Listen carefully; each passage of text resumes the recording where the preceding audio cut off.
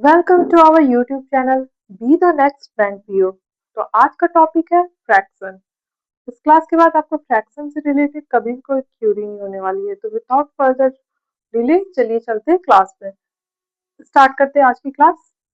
Fraction.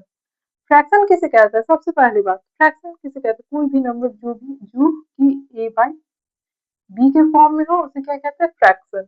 For example 1/2, 3/2, 4/3, 5/4, कुछ भी जो भी ए बाई बी के फॉर्म में हो उसे क्या कहेंगे हम लोग? फ्रैक्शन। ठीक है। अब अब देखिए इसको सॉल्व कैसे करते हैं। अब देखते हैं, अगर आपके सामने कुछ ऐसा फ्रैक्शन है 1/2, 2/3, आप इसे सॉल्व कैसे करेंगे? जरूर आप लोग इसमें बॉड मास मेथड लगाएंगे। बॉड मास जो भी पहले क्लास में पढ़ाई हो चुका है, सबसे पहला क्लास हम लोग का बॉड मास का था। अगर आपने नहीं देखा है तो वो जाकर देखिए। तो पहले इसे क्या करते हैं? बॉड मास अप्रोच से सॉल्व करते हैं। 1/2 डिवाइडेड बाई 2/3, इसे सिंप्लीफाइड करेंगे। फिर हमारा थर्ड स्टेप जो होगा 1/2 इंटू 3/2, तो हमारा क्या जाएगा? 3/4 इसका आंसर होगा। ठीक है। ये तो हो गया हमारा बेसिक मेथड। अब एक्चुअली में इसे करना क्या है, आइए देखते हैं। चलिए इसे बोलते हैं ए। ठीक है। इसे हम क्या बोलते हैं? ए। इसे क्या बोलते हैं? बी। इसे क्या बोलते हैं? सी। और इसे क्या बोलते हैं? डी। ठीक है। तो हम लोग बोल सकते हैं हमारे पास जो क्वेश्चन है वो किस फॉर्म में? A by B divided by C by D. हम लोग को इससे पहले जो आंसर क्या आया था? 3/4 आया था, राइट।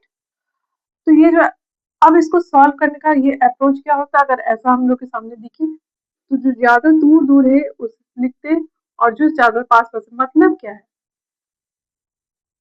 ए इंटू डी कर देंगे और बी इंटू सी कर देंगे बाई में। तो ये हमारा सॉल्व हो जाएगा। मतलब ए बाई डी 1/3, 1/3 डिवाइडेड बाई 2/2, कितना आ जाएगा? 3/4। तो कितना इजी हो गया ना सॉल्व करना। ना बॉड मास लगाना पड़ा ना कुछ। ठीक है, एक क्वेश्चन के थ्रू देखते हैं, आपको अपने खुद समझ में आ जाएगा। अब जो दिख रहा है आपके सामने वो क्या दिख रहा है? 3/2 और 4/6। ठीक है। तो हमने ए किसको माना था? इसे। बी इसे। सी इसे। डी इसे। तो करना क्या है? ए इंटू डी करना है। तो ए इंटू डी यानी 3/6 और 2/4। तो जो भी कटेगा उसे काट सकते हैं। हमारे पास जो आएगा वो क्या आएगा? 9/4। ठीक है। सिंपल। समझ गए होंगे। अब एक और टाइप आता है वो देखते हैं। अब हमारे पास जो दिख रहा है वो क्या है? 2/4, 2 डिवाइडेड बाई 4/3, ये आपको दिखाई दे रहा है। अब ए तो दिख रहा है हमारे पास, लेकिन बी नहीं दिख रहा है। सी और डी दिख रहा है। तो बी नहीं दिख रहा है तो हम इसे कैसे सॉल्व करेंगे? जब बी नहीं दिख रहा है तो इसे यहाँ पर देखिए, इसे 1 लगा देते हैं। ठीक है। जो भी नहीं रहे, चाहे न्यूमरेटर या डिनोमिनेटर में से अगर कोई एक नहीं रहे तो उसकी जगह हम लोग क्या लगा सकते हैं? 1 लगा सकते हैं। अब हो गया ना हमारे ए बाई बी और सी और डी के फॉर्म में। तो क्या हो जाएगा? 2/3, 4/1, 4/1 इज इक्वल टू 4, यानी 6/4 और 3/2। ठीक है। समझ गए होंगे। अब जो हमारे पास दिख रहा है वो क्या है? 2/3/6। ठीक है। अब इसमें हम लोग को क्या नहीं मिल रहा है? डी नहीं मिल रहा है। तो डी की जगह हम लोग क्या लगाएंगे? 1 लगाएंगे। अब सिंपल हो गया।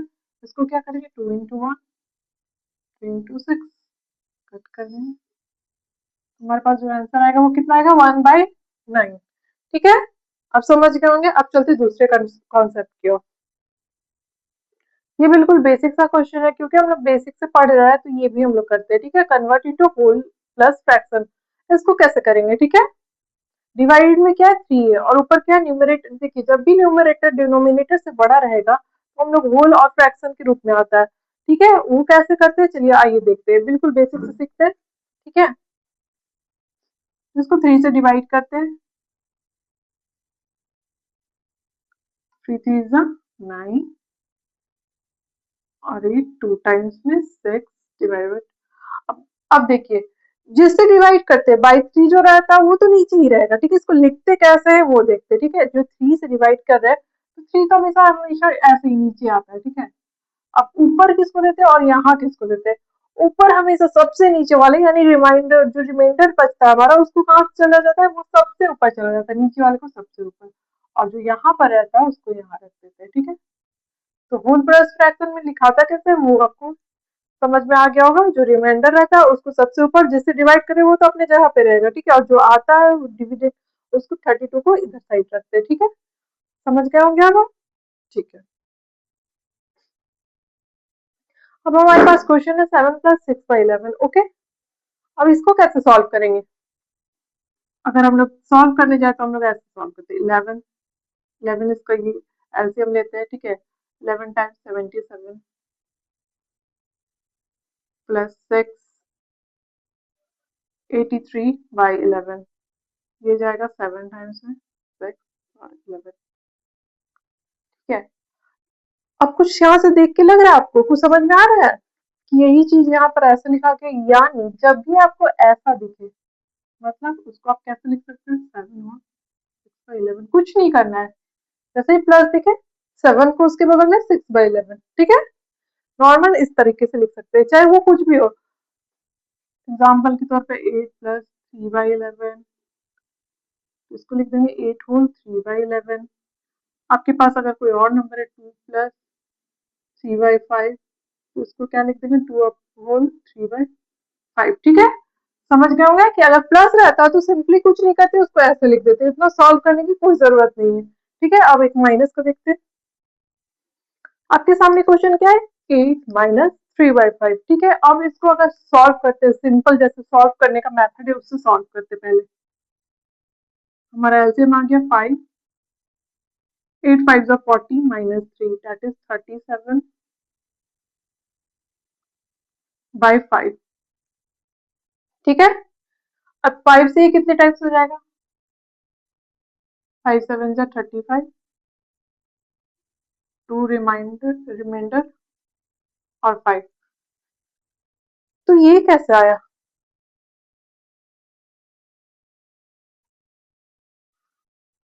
सॉरी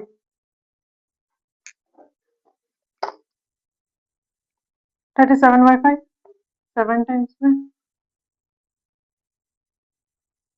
ये कैसे आया, ठीक है। हमारे पास था नंबर 8 - 3/5, तो ये कैसे आया देखते हैं।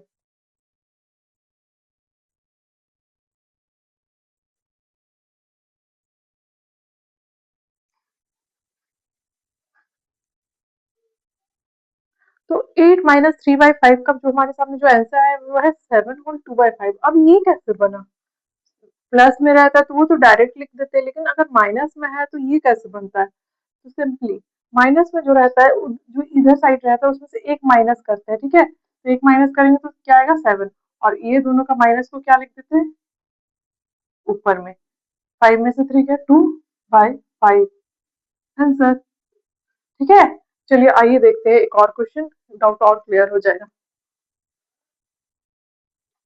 अब आपके पास क्या है 4 - 5/7, अब जिस कॉन्सेप्ट से मैंने बताया उससे देखते हैं, इसमें से क्या करना है एक माइनस कर देना 3, 4 - 1 = 3, और ये इन दोनों का माइनस यानी इन दोनों का सब माइनस करेंगे तो कितना आएगा 2, 2 को क्या करना है ऊपर लिखना है 7। अब कंफर्म कर लेते हैं, क्या करते हैं 7 7 एलसीएम हो गया 28, 7 4 = 28 -5, तो ये हो जाएगा 23/7। अब 7 3 = 21, 2 रिमाइंड, समझ गए, माइनस के फॉर्म में रहेगा तो कैसे करते हैं, ठीक है, एक माइनस कर देना और दोनों का सब्सट्रैक्शन को ऊपर बाय 7, ओके। चलिए ये क्वेश्चन करते हैं और इसके बाद आपको फ्रैक्शन में फिर कभी डाउट नहीं होने वाला है।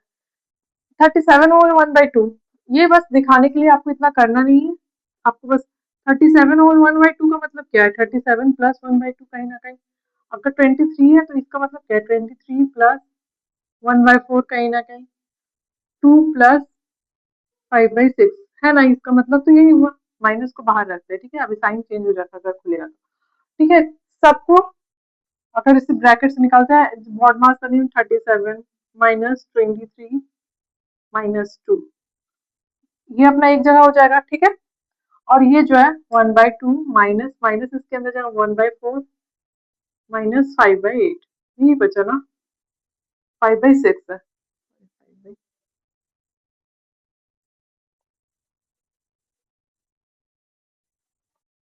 यही बचा, ठीक है। ये 25 तो यहाँ बचा 12, ये 12 बनाने देते हैं।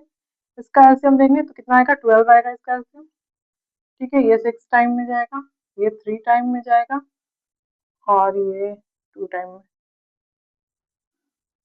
तो हमारे पास जो बचेगा यहाँ आएगा वो कितना आएगा, 12 माइनस 13 है ना, -7/12। अभी मैंने माइनस के लिए क्या बताया था, अगर ऐसा रहेगा 12 -7/12 है ना, अगर ऐसा रहेगा तो क्या करते हैं, इसमें से एक माइनस करते हैं, यानी 11, इन दोनों का ये 5/12, क्या हो जाएगा, ये हमारा आंसर हो जाएगा। होप आपको अब फ्रैक्शन पूरे अच्छे तरीके से क्लियर होगा। अब इसके बाद आपको फ्रैक्शन में कभी कोई डाउट नहीं होने वाले, तो थैंक यू, और please subscribe the channel and like this video. अगर आपको और भी कोई क्वेरी है तो आप प्लीज कमेंट कीजिए और मैं इसे जरूर सॉल्व करूंगी। Thank you.